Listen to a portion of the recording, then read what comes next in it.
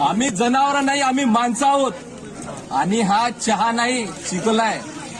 थोडा राहिला तर माणूस याच्यावरून चालत जातो आणि जास्त झाला तर माणूस याच्यापासून स्वतःला वाचवत जातो.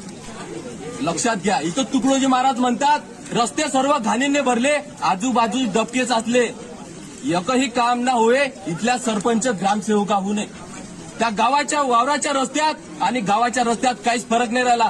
त्या वावराच्या पांढऱ्यांना चिखलच पाहावा लागतो आणि गावातल्या रस्त्यात पण तेच चित्र आहे. इथून अख्खं गाव बाजारासाठी जाणं येणं करतं. पावसाळ्यात साधीत चालायला सुद्धा जागा नाही, पण हे दुर्लक्ष करतात. अख्ख्या अमरावती जिल्ह्यातल्या तालुक्यांच्या गावाचा अंदाज लावला तर या गावातल्या एवढ्या राजकारण्यांची संख्या कुठंच नाही, पण ते दुर्लक्ष करतात.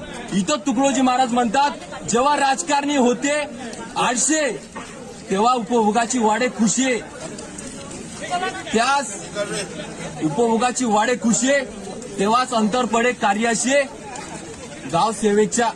इकडं सरकार म्हणतं आमच्याकडे पैसा नाही. बरं बाबा, तुमच्याकडे पैसा नाही.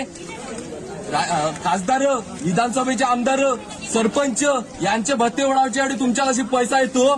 तुमच्याकडे पैसा नसता तर यांचे भत्ते वाढवले नसते.